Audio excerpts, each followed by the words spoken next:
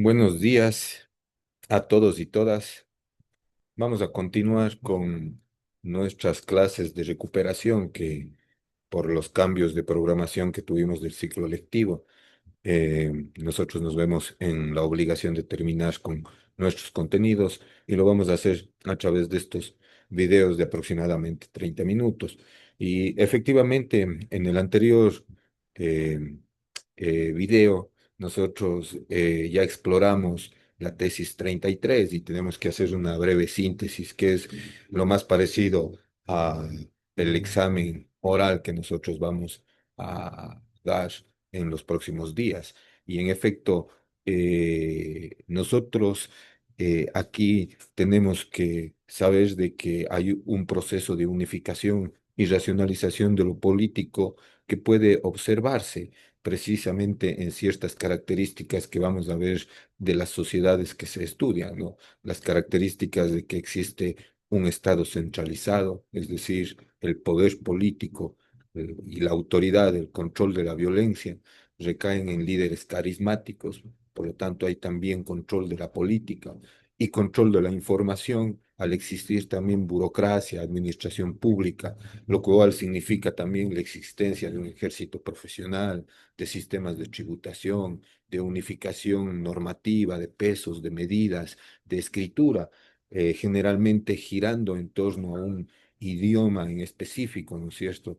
Y que también provocó un proceso de racionalización de lo político, es decir, de organizar racionalmente al Estado y justificar justamente el ejercicio de ese poder político, justificar la existencia de la jerarquía y de la sociedad jerárquica. Entonces, todas estas sociedades van a presentar esta característica, tanto en China, que también se configuran todas las características mencionadas en torno a un idioma común, dentro de un estado multicultural, que apostaron con el conocimiento, por ejemplo, de filósofos como Confucio, Lao Tse, Mo Tse, Men Tzu, ¿no es cierto? Que son, cada uno apostó con ideas sobre la política, ¿no? Ideas como, por ejemplo, la idea del rey virtuoso, la idea que ya podemos encontrarlo también durante el desarrollo del pensamiento helénico, ¿no? Entonces, estas características y apostes como del pensamiento iraní, persa, ¿no? Que apostan con los derechos humanos y el derecho a la libertad, o el aposte también de las sociedades de la India, ¿no? Como por ejemplo aquellas formas de organización a través de los edictos de Asoka, ¿no?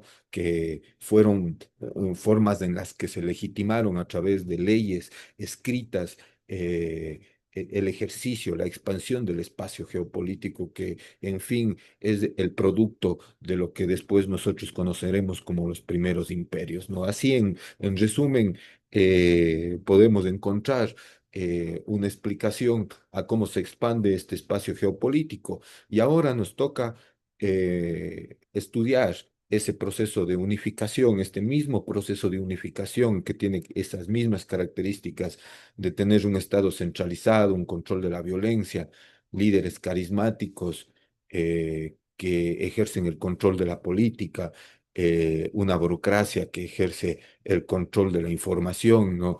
A través de la tributación, de la unificación normativa, de la unificación de pesos, de medidas, de escritura, que giran en torno a un idioma y que también piensan cómo se organiza racionalmente el Estado, lo vamos a encontrar en las sociedades del Mediterráneo, ¿no? En esas sociedades del Mediterráneo, del mundo mediterráneo, que tienen una conexión directa con nuestra tradición cultural y que efectivamente va a ser un importante hito en la historia, pues el pensamiento helénico va a volverse central, ¿no? Va a haber un etnocentrismo helénico, un eurocentrismo, una forma de universalización que tiene la característica todos los imperios, todas las organizaciones políticas que hemos estudiado, tanto en la China como en la India, como en Persa, y es que todas se constituyen como entidades políticas, como campos políticos, y todas invocan un sentido de universalidad, un sentido que intenta unificar ese campo político, cultural y políticamente, ¿no? Entonces, estas mismas características las vamos a encontrar en efecto en el pensamiento político del mundo mediterráneo, que es lo que les voy a compartir ahora, ¿no es cierto? Y que vamos a ir brevemente estudiando, ¿no es cierto? Eh, con el fin de que tengamos una visión general, ¿no es cierto?, de cómo se desarrolló ese espacio geopolítico, ¿no? Y estamos hablando de un espacio geopolítico que involucra el Mediterráneo, tanto Egipto, Fenicia, Cartago y muchas de las ciudades de Estado helénicas, ¿no es cierto? Estamos hablando de Esparta, de Tebas, de Atenas, ¿no es cierto? Que después se unificaron geopolíticamente en un imperio interregional como el Imperio Romano, que tuvo una extensión en el tiempo, una duración en el tiempo, incluso que se considera una de las más perdurables en la historia, ¿no? Al igual que como habíamos visto la situación en China, ¿no es cierto? Y en la Persia antigua. Aquí también vamos a ver ese proceso de racionalización, de formación del pensamiento político, ¿no? Que se basa en un orden, ¿no? Un orden que va desde las invasiones indoeuropeas, ¿no es cierto?, de esas tribus nómadas que introducen precisamente el caballo y el uso del hierro, ¿no es cierto? La consolidación de algunas ciudades de Estado, tanto en Mesopotamia, en Egipto, y después la hegemonía de ciudades portuarias, ¿no? Como Fenicia, Cartago, después Roma, ¿no? Que lograron ya consolidar ese proceso de unificación de lo político y de racionalización de lo político, ¿no? Entonces aquí vamos a ver cómo hay esa hegemonía urbana de ciertas ciudades, ¿no? Portuarias alrededor de todo un espacio geopolítico que es el Mediterráneo, ¿no? En todas estas, principalmente el producto principal, la materia prima principal era la fuerza de trabajo, ¿no? Por eso todas estas sociedades van a ser altamente esclavistas, ¿no? Dedicadas principalmente al comercio, al control de las rutas de navegación comerciales, al conocimiento, al desarrollo de la ciencia y el arte, ¿no? Vamos a ver que una de las características de los pueblos de este espacio geopolítico va a ser una estrategia militar basada, ¿no es cierto?, en una caballería de nobles, en una infantería de hombres libres, ¿no? De hoplitas, se los llamaba en la época de los griegos, ¿no es cierto? Mercenarios, muchas veces cazadores, todos cazadores de esclavos, ¿no? Que efectivamente se les conoce en muchos de los registros históricos en Egipto como la gente del mar, ¿no? Entonces, a partir de aquí se establece una élite mercantil gobernante, ¿no es cierto?, que basaba toda su estructura económica en la esclavitud, ¿no? Esa fue parte de todas sus formas de gobierno, ¿no? Que efectivamente están descritas en los primeros tratados de ciencia política, ¿no? Ese anaciclosis que hablábamos respecto de la historia, ¿no? Ese paso desde la monarquía, la tiranía, la aristocracia, la plutocracia, la democracia, la ococracia, ¿no?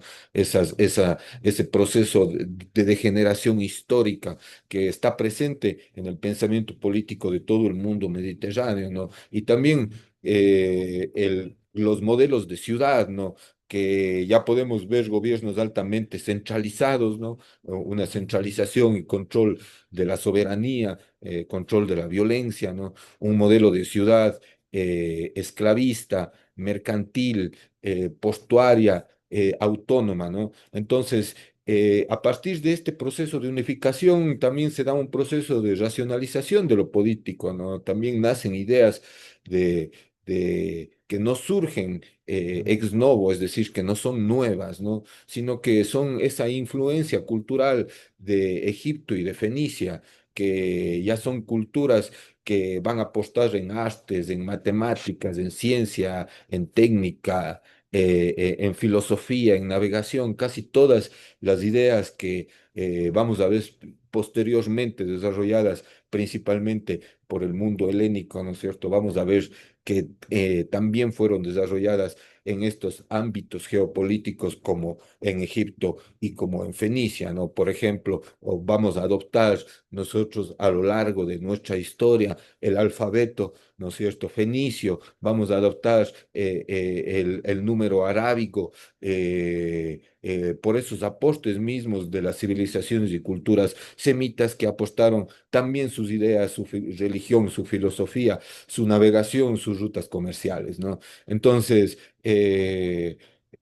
y Sócrates es uno de aquellos que piensa que efectivamente la filosofía de Grecia viene de Egipto, ¿no? Muchos de lo que nosotros llamamos filosofía griega en realidad es egipcia, ¿no? Y por eso mismo muchas de esas ciudades a lo largo de todo el mar Mediterráneo, no solo en la actual Grecia, sino también en Turquía, Mileto, Samo, Efeso, Esmirna, ¿no es cierto?, desarrollaron una alta cultura en arte, en mística, en astronomía, en filosofía, ¿no? En tradiciones, ¿no? Muchos de aquellos filósofos como tales de Mileto, ¿no? O, o, eh, o Pitágoras de Samos, ¿no es cierto? Grandes matemáticos, filósofos que estudiaron justamente la cultura de Egipto, que estudiaron las culturas que madre, ¿no es cierto?, del río Nilo y las culturas portuarias, ¿no? De Fenicia, de Biblos, de Tirón, de Jericó, las primeras ciudades satélite, ¿no es cierto?, de asentamientos humanos con agricultura y economía que produce excedentes de producción, ¿no? Todas ciudades portuarias, ¿no?, que están actualmente regadas en todo el Mediterráneo, sus restos arqueológicos, ¿no?, donde podemos ya encontrar formas de gobierno, puestos, donde ya se unifica un sistema de medidas, de pesos, ¿no?, donde ya podemos ver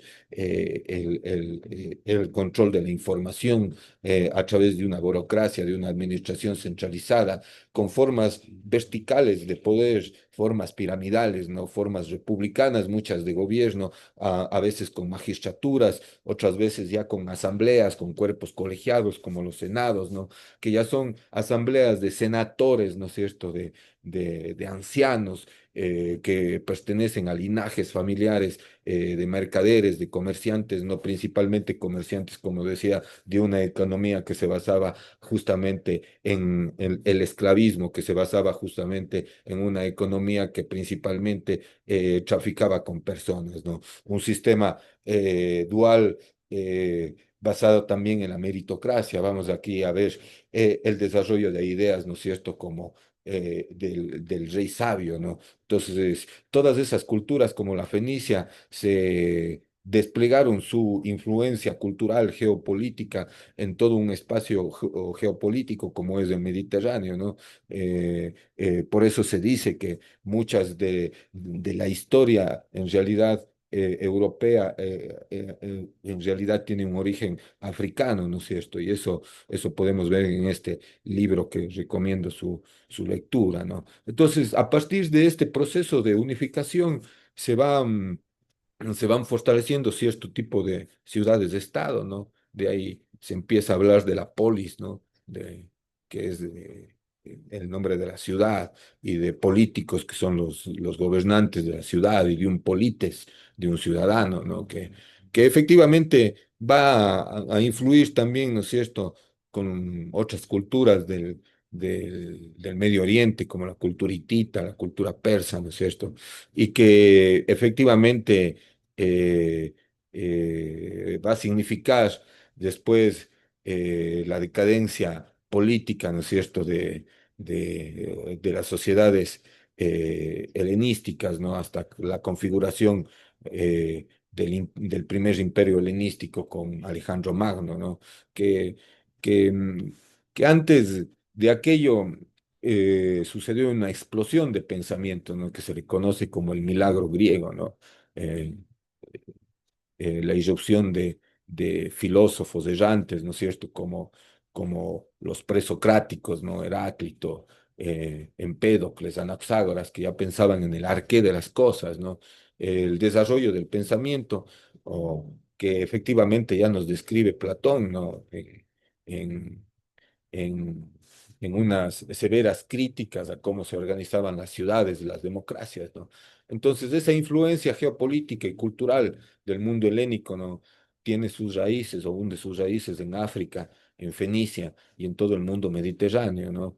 Eh, que desarrollaron precisamente ese pensamiento político, ¿no? En ese sentido, podemos nosotros eh, encontrar y deducir que, que en efecto el pensamiento del mundo mediterráneo llevó a las primeras ideas de la política a partir de la polis griega, ¿no es cierto?, hasta el primer imperio helenístico con Alejandro Magno, ¿no?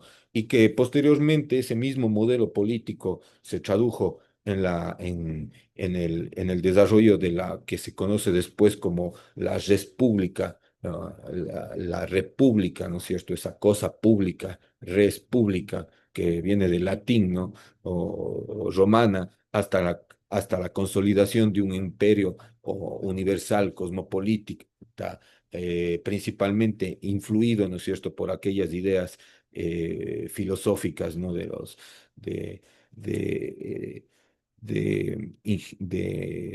de algunos de los filósofos más destacados, como Platón, como Aristóteles, ¿no? Que van de alguna manera a, eh, a influir culturalmente en toda una área geopolítica, ¿no es cierto?, que efectivamente va a colonizar casi el mundo mediterráneo, ¿no? Entonces, el helenismo apostó con muchas de las ideas de racionalización de lo político, ¿no? De unificación, que terminaron en el imperio de Alejandro Magno, ¿no? Ideas tan importantes como de la isonomía, la igualdad ante la ley, o la isogoría, ¿no es cierto?, la igualdad ante el foro, que significaba ya ciertas ideas de igualdad, de la existencia de una ley que los griegos llamaban temis, ¿no? Y de justicia, una que se identificaba con la dique, ¿no es cierto? Entonces, la idea también de libertad, ¿no?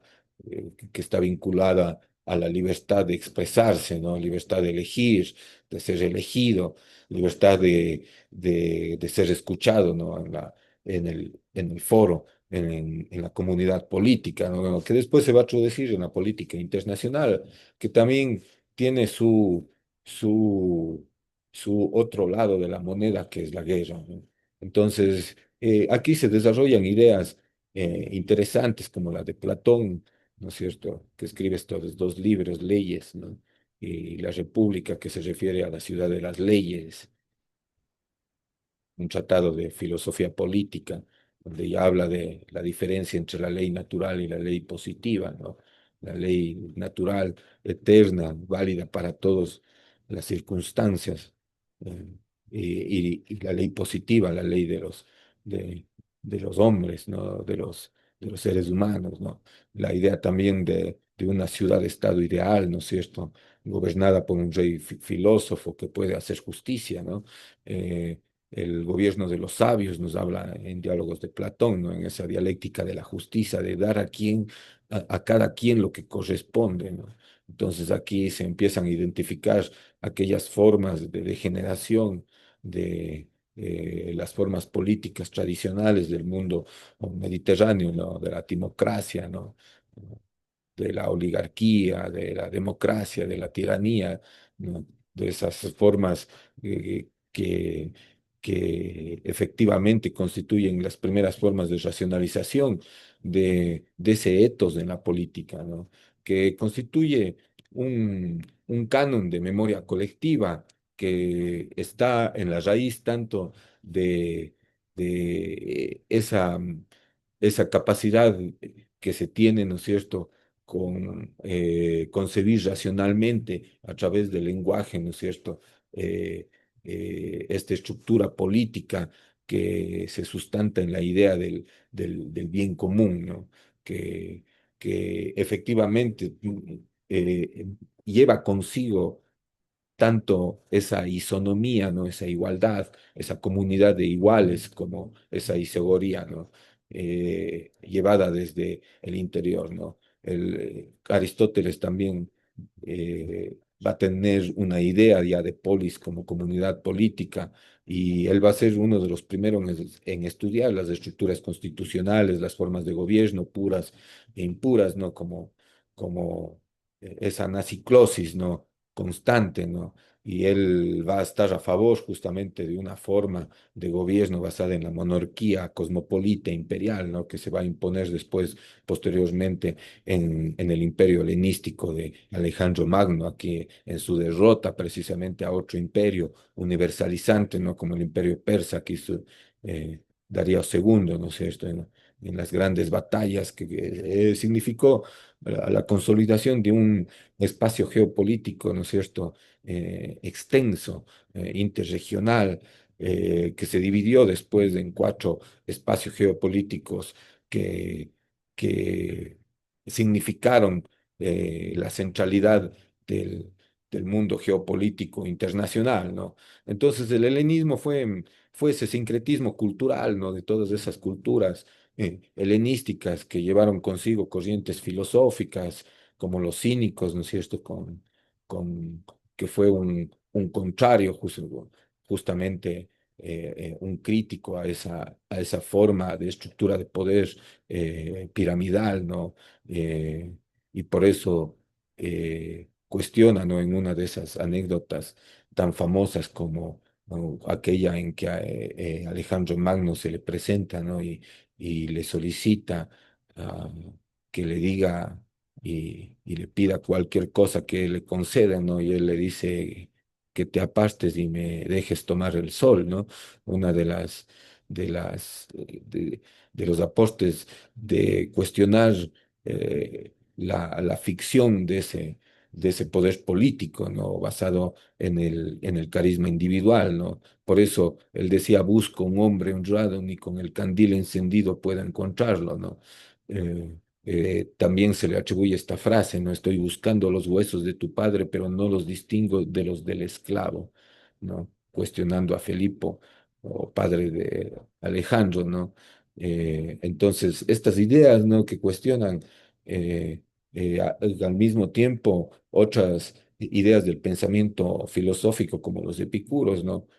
Consideran el respetar vuelta el sistema de estructura de poder, ¿no es cierto? Es la conducta virtuosa, la prudencia para evitar el dolor, para evitar la confrontación, ¿no? El bienestar corporal, espiritual, ¿no? Una aposte de los epicuros, ¿no?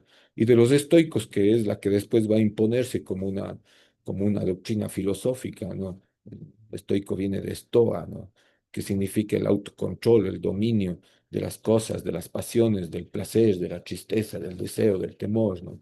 El vivir siempre conforme a mecanismos racionales, ¿no? Cada individuo tiene un logos, pertenece a un logos, a una razón universal, ¿no? A una familia universal, a unas leyes divinas, a unas leyes de la naturaleza eternas que son las que causan todas las estructuras de causalidad de la vida humana, ¿no? Y todas estas van trasladadas también a las leyes de la ciudad-estado, a las comunidades que sustentan políticamente la sociedad, ¿no? Entonces aquí se van a desarrollar muchos autores estoicos, ¿no? Crisipo, Epiceto, Séneca, ¿no es cierto? Que van a apostar también a las ideas posteriores de la República romana, ¿no? Al orden, tanto a su orden político, que va a ir tanto de unas primeras tribus etruscas, de las primeras relatos de las ciudades de Estado de, que vamos a encontrar en la fundación de Roma, o como el relato de Rómulo y Remo, ¿no? Con, con el secuestro de las Sabines, ¿no? El asesinato de los Sabines para tomarse la región geopolítica donde está actualmente la ciudad de Roma, ¿no?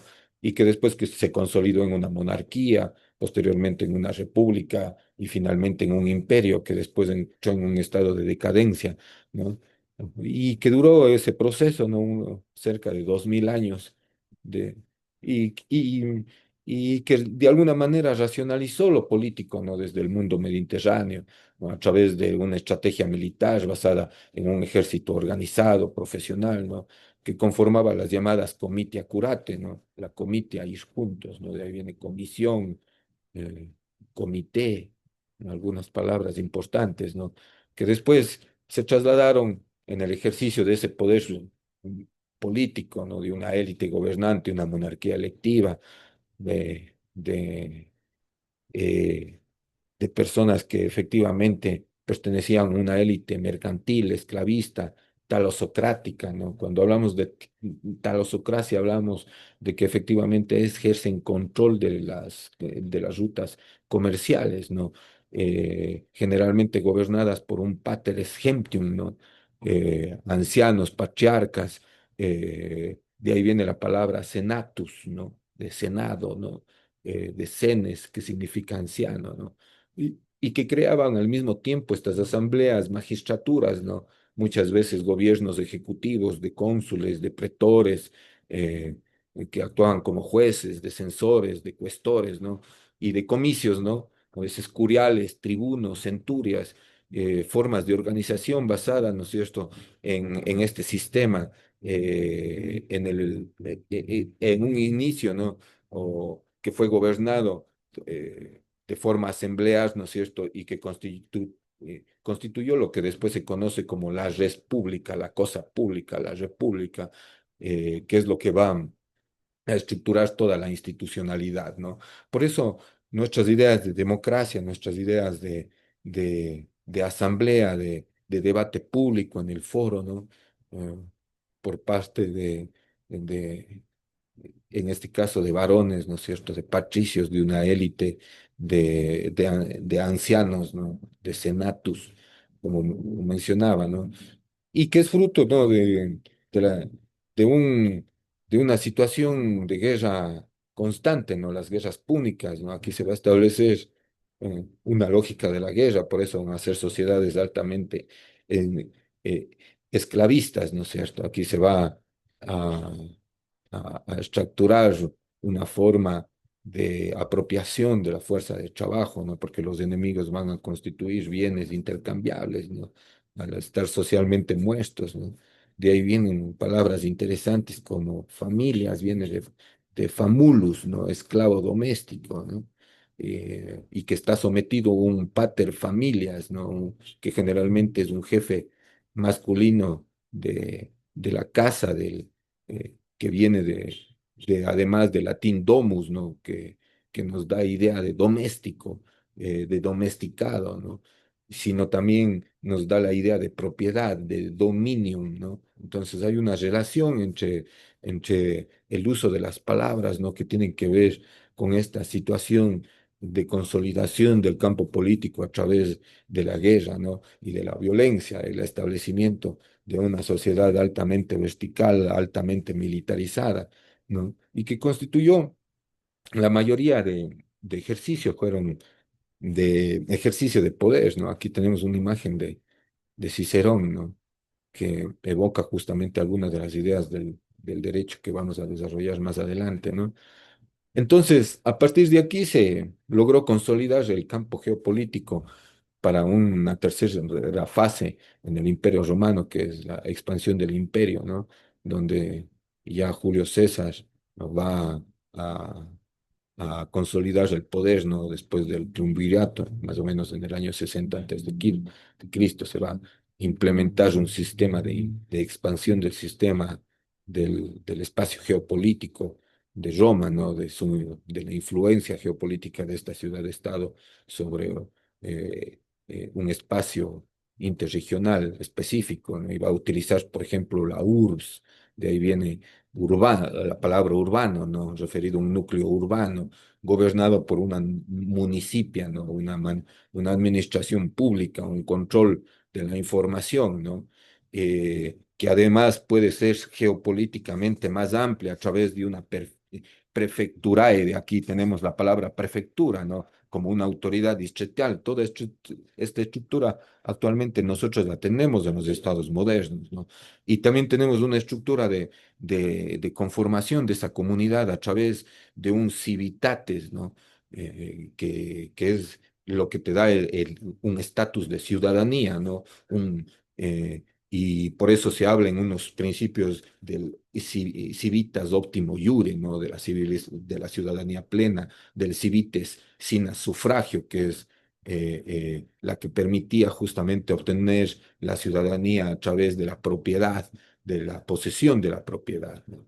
Y hablar también de territorios que integraban, ¿no? Un espacio público, un campo político mucho más amplio, ¿no?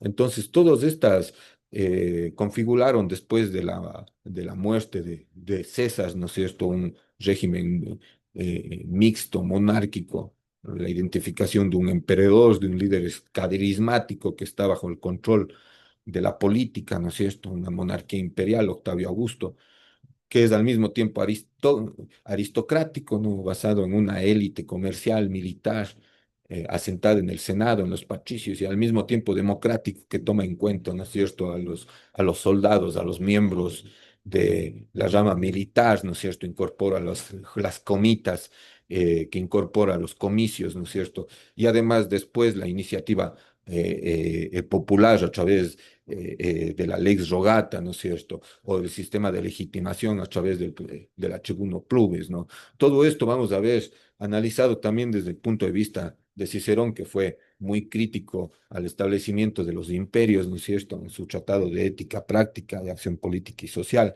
Aquí vamos a ver la invocación de efectivamente eh, el pensamiento bajo la idea de la ley identificada con la razón, ¿no?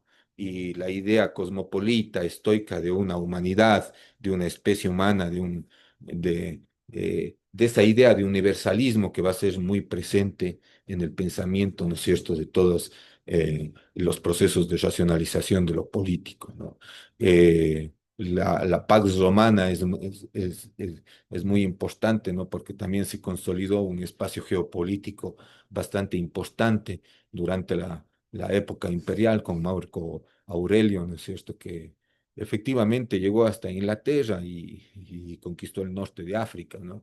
Y muchas de esas ideas de los estoicos, ¿no?, que podemos encontrarlos en esta idea del rey filósofo, ¿no? Es decir, un proceso de racionalización de lo político, de una sociedad basada en la razón, en la inteligencia, ¿no es cierto?, en donde los ciudadanos, ¿no es cierto?, pertenecemos a, a a una ciudadanía común, ¿no?, a un pueblo común, cosmopolita, a una idea de humanidad universalizante que vamos a ver muy presente en el mundo europeo, ¿no es cierto?, y que va a afectar muchas de las ideas que tenemos en la actualidad, ¿no? La idea, por ejemplo, de, de contrato, en el caso de las relaciones de carácter mercantil, la idea de bienestar público, ¿no es cierto?, la idea de desarrollar formas contractuales interesantes, como por ejemplo los arrendamientos, ¿no? La idea de tener servicios públicos como agua corriente, la idea de tener edificios públicos para la práctica religiosa, para la práctica del bienestar público, para el ocio, el suministro de servicios, ¿no es cierto? Entonces, incluso como les decía, el control de la irrigación, de los excedentes económicos de producción, de las rutas comerciales, todas ellas precisamente a través del derecho, la idea de foro, ¿no? Porque como podemos ver la arquitectura, si nos vamos a la corte provincial de la SUAY, podemos ver una arquitectura totalmente romana, ¿no? Con un patio central donde se discuten las cosas públicas, ¿no? Y muchas ideas de nuestra cultura actual están basadas, ¿no es cierto?, en el legado de Roma, que es la base de nuestro occidente, ¿no? Entonces, con esto nosotros queremos dejar sentado la base de nuestra tradición cultural latinoamericana, ¿no? Esa suma de factores europeos, tanto clásicos que hemos mencionado, después judeocristianos vamos a ver en la siguiente clase, ¿no es cierto?, que va a tener también su conexión con el mundo germánico, musulmán, que van a integrar la cultura de Oriente, de Medio Oriente, de Occidente, ¿no es cierto? Y van a integrar todos esos sistemas ancestrales desde los sumerios, pasando por Egipto, ¿no? Eh, Después pasando por el mundo griego, fenicio, por Roma, ¿no? Que posteriormente van a integrar el judeocristianismo, una raíz que nos va a llegar en el derecho civil, que nos va a llegar en muchas de las estructuras jurídicas actualmente presentes. Con eso, gracias por la atención y espero les sirva estas clases para el futuro y para la futura comprensión justamente del derecho.